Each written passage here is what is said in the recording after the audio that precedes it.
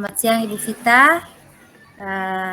Hari ini, di siang hari ini kita bertemu untuk praktek ruang kolaborasi modul 2.3 coaching supervisi akademik.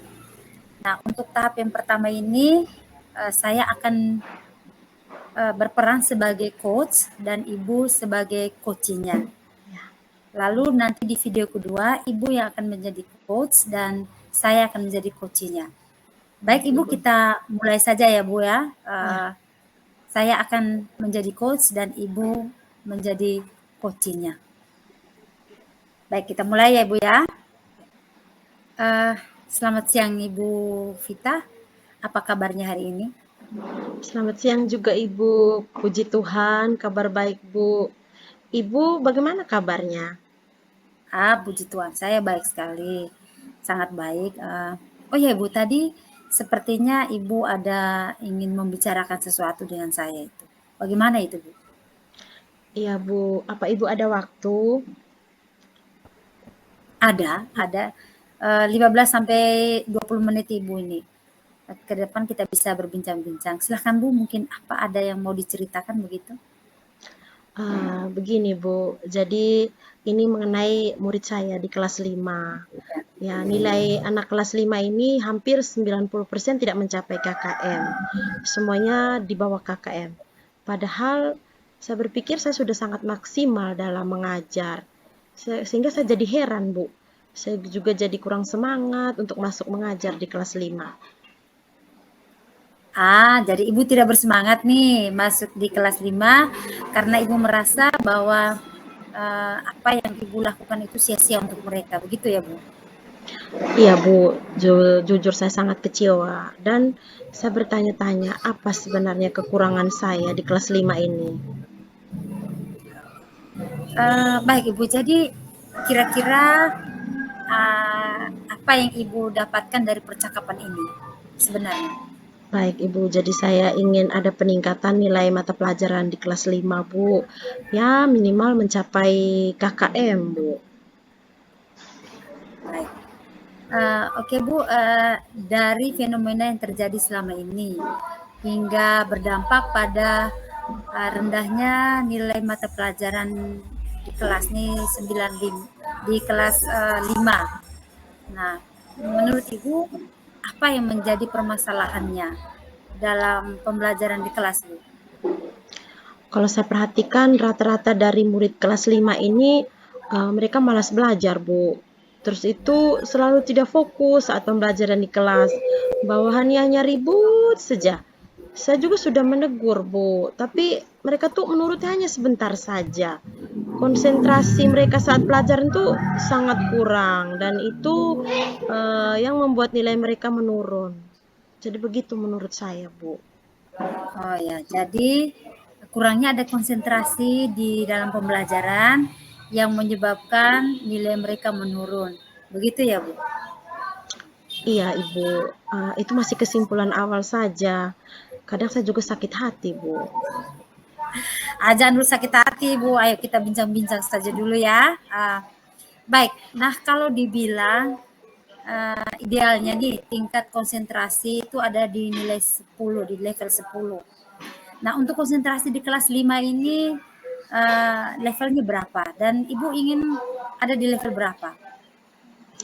Kalau untuk tingkat konsentrasi di kelas 5 ini masih di level 4, Bu. Ya, itu tadi karena mereka sibuk sendiri dengan urusannya. Ada yang asik cerita, kemudian ada yang bermain-main, lari-larian, kejar-kejaran di kelas. Bahkan ada juga yang bengong di kelas. Dan melihat kondisi anak-anak kelas 5 ini, untuk saat ini saya menginginkan mereka itu ada di level 7. Saya rasa sudah itu bagus, Bu. Oke, baik Ibu. Baik, dari pengalaman Ibu mengajar di kelas 5, kira-kira mengapa konsentrasi mereka menjadi sangat kurang saat pelajaran? Apa mungkin ada kendala dalam proses pembelajaran yang telah Ibu sampaikan? Oh iya Bu, terkait pembelajaran ini sebenarnya saya hanya menggunakan metode ceramah Bu. Dan media yang saya gunakan ini hanya whiteboard saja dan juga buku-buku teks yang relevan. Mungkin Oke. itu yang membuat mereka jadi kurang fokus. Tapi sebenarnya ada kegiatan diskusi juga, Bu. Justru anak-anak ini kurang aktif atau apatis dengan keadaan. Tapi beberapa murid juga ada yang berproses, mereka baik, aktif, gitu, Bu. Ya.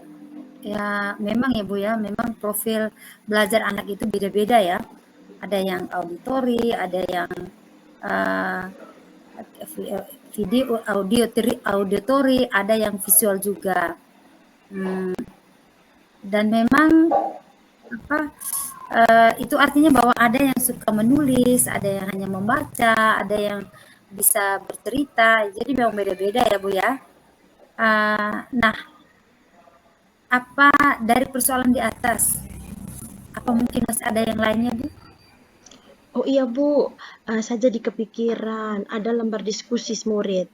Mungkin itu juga yang menjadi masalahnya, karena saya hanya menyampaikannya secara umum saja Bu. Dan mungkin juga ada pertanyaan-pertanyaan pemantik yang saya sampaikan, namun kok kayaknya belum memacu mereka, gitu Ibu. Oke. Nah, berarti sudah ada beberapa masalah yang sudah bisa kita identifikasi ya Bu dari tadi.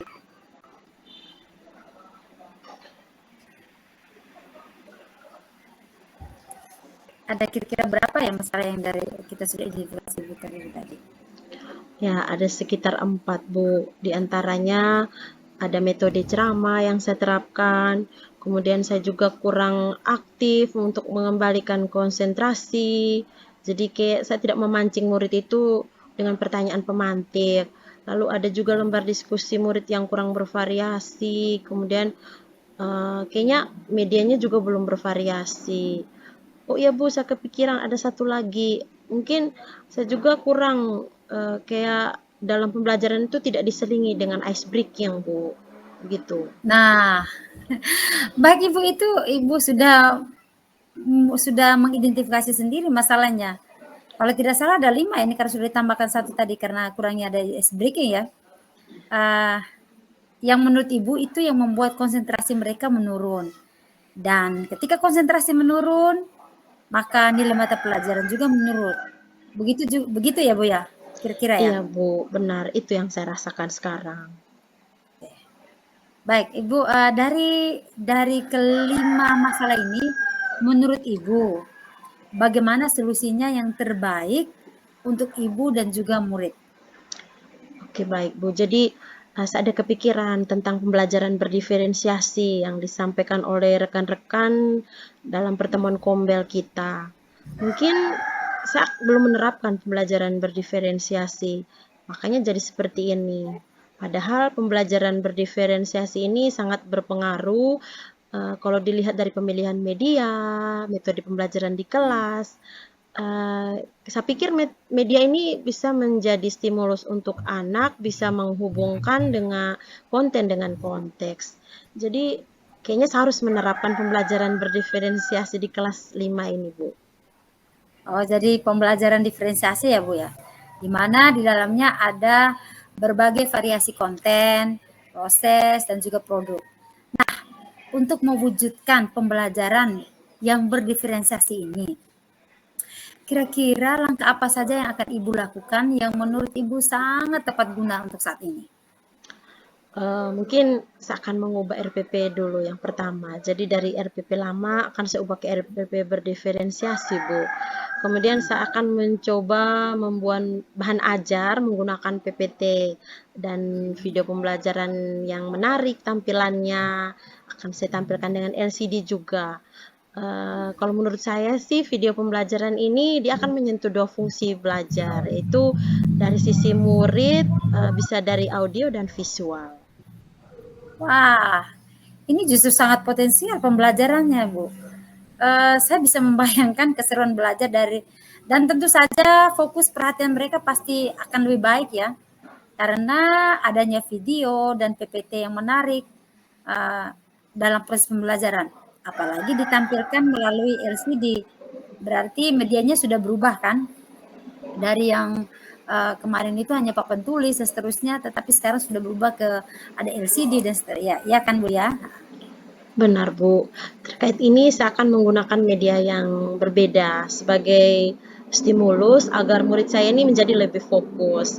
Jadi mungkin sesekali saya akan mengajak murid saya keluar untuk belajar di luar kelas. Ini akan menjadi sangat kontekstual, Bu. Wah, ini keren sekali Bu idenya. Ini pembelajaran yang kontekstual di luar kelas ya Bu ya. Itu luar biasa sekali. Nah, ini berarti ketika Ibu menggunakan media yang berbeda, juga metode pembelajaran yang berdiferensiasi, justru akan menumbuhkan pola pikir bertumbuh dalam diri peserta didik, atau bahkan juga bisa menstimulus Ibu dalam membuat soal yang lebih kreatif. Kan anak-anak itu menyukai tantangan, Bu. Benar sekali, Bu. Ini justru menyadarkan saya kenapa dari kemarin-kemarin saya melakukan pembelajaran ini bukan pembelajaran berdiferensiasi.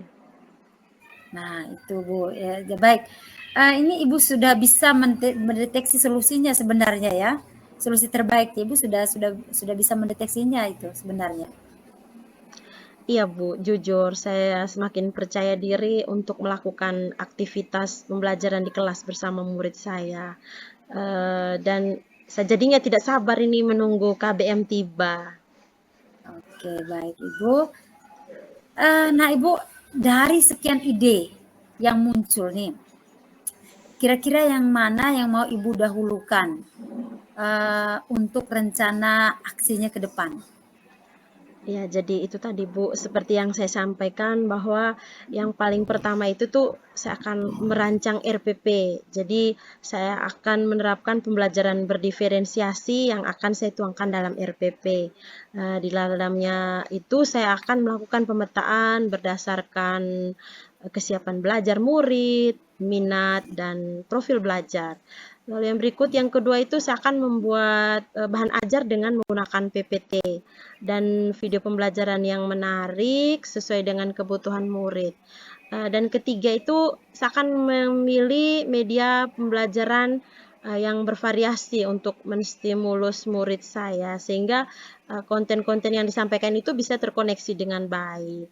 Kemudian yang keempat itu saya akan menyusun lembar kerja siswa. Jadi dalam kegiatan diskusi itu ada lembar diskusi itu saya harus menyesuaikan itu dengan profil belajar murid saya.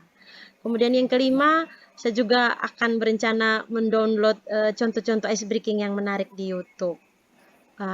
Oh iya Bu, saya juga nantinya akan merancang pembelajaran di luar kelas. Namun itu mungkin itu rencana selanjutnya atau belakangan Bu.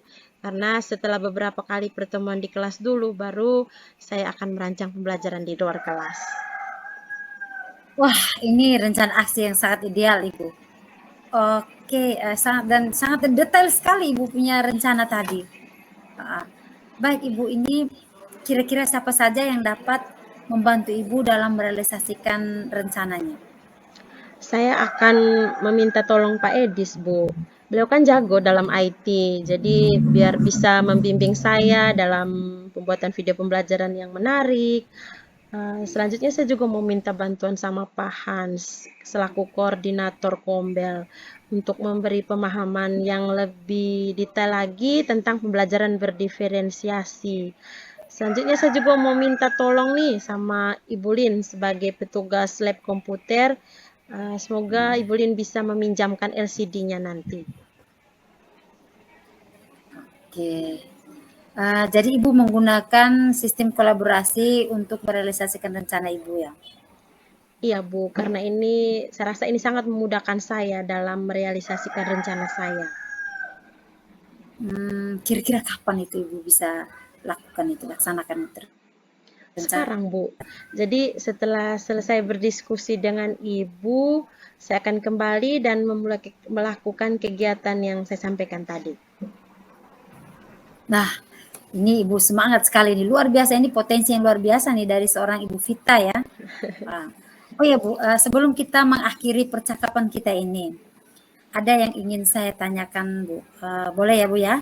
Boleh, Bu. Jadi begini, Bu. Apa yang Ibu dapatkan dari proses percakapan kita saat ini? Baik, Ibu. Jadi saya mendapatkan perubahan pola pikir ya, Ibu ya. Jadi yang tadinya saya berpikir itu murid kelas 5 ini mereka mendapatkan nilai yang rendah itu karena mereka malas belajar. Tetapi setelah percakapan kita, setelah saya berbincang-bincang dengan Ibu, saya menyadari bahwa semua itu karena pola pembelajaran yang saya terapkan itu kurang bervariasi. Dan saya akan berkomitmen untuk melakukan perubahan, Bu, demi peningkatan nilai mata pelajaran di kelas 5. Ya, paling kurang mereka bisa mencapai KKM mata pelajaran. Wah, saya tidak sabar ini Ibu menyaksikan pembelajaran berdiferensiasi yang akan Ibu terapkan di kelas 5 nanti. Dan itu menjadi solusi Ibu yang menjadi komitmen Ibu ya. Baik Ibu, kita cukupkan dulu percakapan kita sekarang. Senang sekali bisa berbincang-bincang dengan Ibu seperti ini. Dan saya tidak sabar menunggu progresnya ke depan seperti apa di kelas, dan saya akan menunggu perbincangan-perbincangan berikutnya lagi ya Bu ya. Itu saja ya Ya, Bu ya, kita cukupkan saja ya. baik Ibu, terima kasih untuk waktunya telah mendengarkan keluh kesah saya. Singkat, namun sangat membantu saya untuk bersolusi dalam persoalan yang saya hadapi. Baik, terima kasih juga ya, sama-sama juga untuk Ibu, dan senang untuk bisa berbincang-bincang dengan Ibu. Selamat siang ya Bu ya, sukses untuk Ibu. Ya, selamat siang Ibu, sukses juga untuk Ibu. Oke.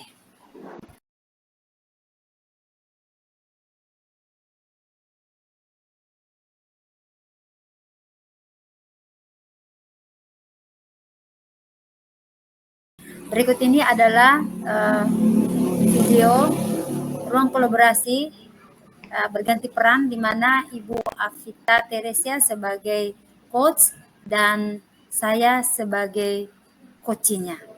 Baik. Kita mulai saja Ibu. Ya. Selamat sore Ibu. Apa kabar hari ini? Puji Tuhan, saya sangat baik Bu sekarang. Terima kasih ya Ibu sudah meluangkan waktu sore ini. Iya Ibu, sama-sama. Sore ini kita mau coaching sebentar nih Bu. Ibu mau membicarakan apa sore ini? Begini Bu, saya mau membicarakan mengenai tugas tambahan saya di sekolah. Kebetulan saya dipercayakan sebagai koordinator komunitas belajar di sekolah nih Bu. Oh begitu. Jadi sekarang Ibu diberi tugas tambahan sebagai koordinator kombel di sekolah Ibu. Wah, bukankah itu bagus Bu? Ya, memang bagus Ibu, ini sangat bagus malahan, karena itu bisa meningkatkan kompetensi saya juga sebagai seorang guru.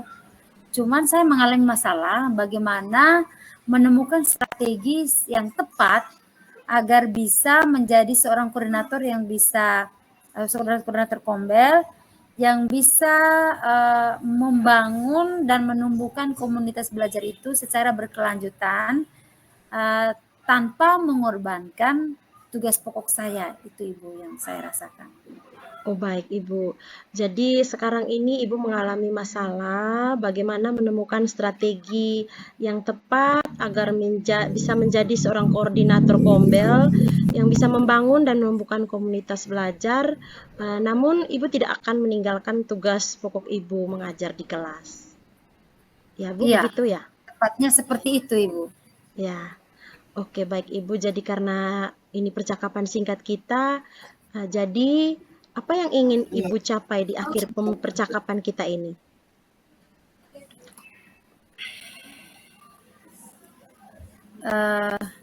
Baik Ibu,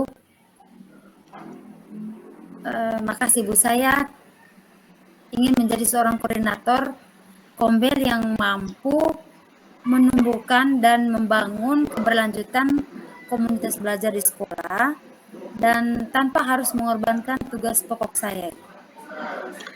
Oke, baik Ibu. Berarti sekarang nih Ibu harus menyeimbangkan antara tugas pokok Ibu mengajar dengan tugas tambahan sebagai koordinator Kombel.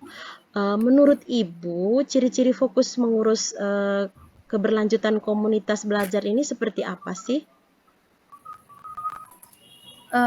Menurut saya itu kalau fokus berarti saya tidak akan mudah terganggu dengan apapun yang menghambat kegiatan yang saya laksanakan, Bu. Mungkin saya bisa melaksanakan tugas sebagai seorang koordinator yang baik, terorganisir dengan baik, dan juga dengan rasa tanggung jawab. Oh begitu Ibu. Jadi menurut Ibu kalau Ibu fokus berarti Ibu bisa melaksanakan kegiatan dengan bertanggung jawab tanpa adanya hambatan. Menurut Ibu apa sih hambatan yang bisa saja mengganggu suksesnya kegiatan yang Ibu laksanakan? Ini bicara soal hambatan ini banyak sekali, Bu. Lumayan banyak.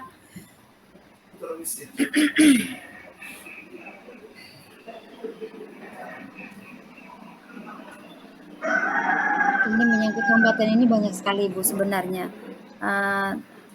Tapi ada satu hal yang memang sangat membuat saya sedikit terganggu, sangat terganggu, yang membuat semangat saya menurun juga, itu karena kurang adanya kolaborasi dari teman-teman dalam kegiatan Kombel. Keterlibatannya sangat kurang. Lalu, dan yang paling menyakitkan lagi itu adalah ketika ada pembicaraan-pembicaraan miring di belakang saya. Oh, baik Ibu. Ibaratnya nih, kalau level ideal untuk kerjasama ini ada di level 10. Nah, menurut Ibu, tingkat kolaborasi antara rekan sejawat Ibu ada di level berapa? Dan Ibu menginginkan mereka ada di level berapa sekarang? Kalau soal kolaborasi itu ada, kalau itu level 5 Ibu. Itu tadi karena memang sering terjadi pembicaraan-pembicaraan miring di belakang saya. Dan maunya sih saya soal kolaborasi ini ada di level 7. Oke, jadi Ibu pengennya bagaimana nih? Maksudnya Ibu maunya rekan sejawat Ibu bagaimana nih sikapnya dengan Ibu? Ya, jadi maunya itu rekan sejawat itu bisa berkolaborasi dengan saya, Bu, dalam membangun keberlanjutan komunitas saya. Idealnya mereka lebih terbuka dengan saya dalam hal menyampaikan hal-hal yang dapat menunjang keberlanjutan komunitas belajar di sekolah kami. Nah, sehingga saya bisa mempunyai semangat untuk terus menjadi koordinator Kombel di sekolah. Karena kalau tidak, ada yang membantu di Kombel atau tidak ada kerjasama, tidak ada kurangnya ada keterlibatan, itu jelas saya pasti akan mengorbankan tugas pokok saya, Ibu, demi keberlanjutan Kombel. Mau berhenti jadi koordinator Kombel juga, itu malah lebih rumit lagi, Ibu, sebenarnya. Oke Ibu, jadi menurut Ibu Kombel itu sangat penting, ya kan Ibu? Jadi sebenarnya Ibu sangat bersemangat nih, Ibu tidak mau mundur untuk menjadi koordinator. Namun rekan sejawat Ibu ya kurang mendukung ini. Mereka kurang mendukung Ibu untuk mengurus Kombel. Ya, jadi pastinya akan mengorbankan tugas pokok Ibu, ditambah lagi ada pembicaraan-pembicaraan yang membuat Ibu patah semangat. Bukan begitu yang Ibu rasakan sekarang? Iya, itu yang Ibu, itu yang saya rasakan sekarang, Ibu. Oke, baik Ibu. Jadi dari identifikasi masalah yang Ibu sampaikan tadi, mari kita mulai satu-satu ya Bu ya. Mungkin kita bisa mulai dari pembicaraan-pembicaraan yang kurang menyenangkan dari rekan sejawat Ibu. Kalau sekarang misalnya nih, ada rekan sejawat yang diam-diam ngomongin Ibu di belakang Ibu. Bagaimana nih reaksi Ibu? Saya kalau seperti itu biasanya saya lebih banyak diam, merenung, saya mengevaluasi diri, bahkan saya lebih kepada merefleksi diri, Bu, apa mungkin benar apa yang mereka sampaikan, atau mungkin memang itu benar-benar saya merasa bahwa apakah memang benar saya kurang, seperti yang mereka bicarakan itu. Wah, Ibu memiliki sikap yang rendah hati sekali ya. Dan ini menurut saya ini adalah potensi yang dimiliki Ibu yang sangat luar biasa. Nah, sekarang mari kita ke persoalan berikutnya. Mengenai kurang terlibatnya rekan sejawat Ibu dalam Kombel. Menurut Ibu, mengapa mereka sampai tidak begitu terlibat? Dalam arti kurang adanya kerjasama dan membiarkan Ibu bekerja sendiri. Nah, itu dia Ibu yang saya pikirkan selama ini sebenarnya. Apa mungkin ya, apa mungkin karena belum ada pembagian tugas yang jelas di dalam kepengurusan Kombel ya. Sehingga masih ada kesan saling menunggu di antara sesama pengurus Kombel. Atau mungkin juga karena belum ada jadwal dan juga rencana kerja yang tetap untuk kegiatan Kombel. Sehingga sejauh ini kegiatan Kombel memang belum terarah. Oh begitu, Bu. Mungkin ada lagi, Bu, yang Ibu pikirkan akan berpeluang menjadi penyebab permasalahan? Iya Ibu, saya pikir mungkin karena memang selama ini hanya saya yang berbagi praktik baik dalam Kombel. Jadi semacam belum ada tugas saling berbagi secara bergiliran di antara teman-teman saya, Bu. Oke, Ibu. Jadi tadi Ibu sudah menyampaikan beberapa hal yang mungkin menjadi penyebab rekan-rekan kurang terlibat dan kurang bekerja sama di dalam Kombel. Nah, ketika mereka kurang terlibat, pastinya Ibu akan lebih fokus ke Kombel. Dengan demikian, pasti tugas pokok Ibu akan sedikit terganggu. Nah, sekarang kira-kira menurut Ibu solusinya seperti apa agar Ibu bisa keluar dari permasalahan ini? Mungkin yang pertama adalah membuat surat keputusan tentang kepengurusan Kombel lengkap dengan deskripsi tugasnya masing-masing. Lalu dibikin adanya jadwal kerja, juga merancang program kerja yang jelas di dalam Kombel. Dan yang penting juga adalah membagi tugas pada setiap guru untuk secara bergilir berbagi praktek baik dalam setiap pertemuan Kombel. Menurut saya begitu, Ibu. Wah, bagus sekali idenya Ibu. Itu Ibu sudah menemukan solusi terbaiknya. Iya benar Ibu. Ini saya jadi kurang sabar untuk merealisasikan. Kenapa ya dari kemarin-kemarin saya tidak kepikiran tentang ini, tidak kepikiran tentang membuat SK, tidak kepikiran tentang membuat jadwal, juga tidak sempat merancang rencana kerja yang baik. Itu yang tapi saya akan melakukannya itu ke depannya Ibu. Saya akan melakukannya. Wah, luar biasa sekali ya, Bu. Ternyata Ibu telah memiliki rencana aksi yang sangat detail. Oh iya, Ibu. Kira-kira siapa saja yang bisa membantu Ibu merealisasikan rencana ini? Saya akan mulai dengan teman yang sefrekuensi dulu, yang bisa saling mengerti, saling memahami, juga saling membantu. Lalu saya akan berkonsultasi dengan kurikulum untuk membahas tentang SK dan juga akan berkonsultasi juga dengan Humas membahas bentuk-bentuk kegiatan di dalam Kombel dan juga pembagian jadwal yang tepat. Wah, ya baik Bu. Bagus sekali ya Ibu ya. Kira-kira pelaksanaannya kapan ini Ibu? Ya, setelah ini Bu, saya akan langsung merealisasikannya Bu. Wah, Ibu semangat sekali ini. Ini menjadi salah satu potensi yang harus Ibu kembangkan. Oh iya, sebelum kita mengakhiri percakapan ini, saya ada satu pertanyaan lagi. Oke, jadi begini, kira-kira dari proses percakapan kita ini, apa yang mau Ibu dapatkan? Saya merasa sangat beruntung dengan percakapan ini, di mana saya merasa lebih lega karena saya menemukan beberapa solusi terbaik untuk persoalan saya. Dan saya yakin kalau rencana ini terrealisasi, maka Kombel bisa berlanjut tanpa harus mengorbankan tugas pokok saya. Di mana di antara teman-teman pastikan ada kerjasama, karena sudah ada jadwal deskripsi tugas yang jelas, lalu jadwal kegiatan yang jelas, dan juga rencana kegiatan, dan yang jelasnya di antara kami sudah ada jadwal untuk berbagi di antara kami.